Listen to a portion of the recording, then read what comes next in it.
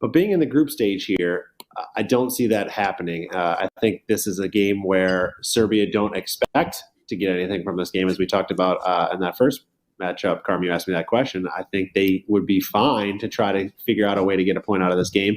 And do you really think they're going to do it defensively? I mean, you look at the defense of this team; they're okay, but Kevin, you were right about the fact that their lineup is based on their attacking trio up front, which arguably might be one of the most dangerous in this World Cup.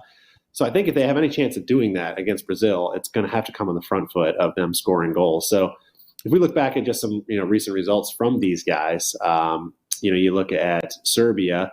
They won their Nations League group this past fall, which is League B. So now they'll be playing up in League A with the big boys. But they only kept 2 clean sheets out of 6 matches there. And you're talking about teams Sweden, Norway, and Slovenia.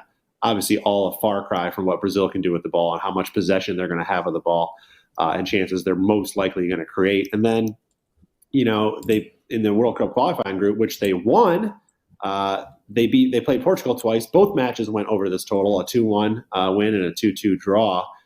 And both teams scored as well. So another way to play this one possibly is the both teams to score angle.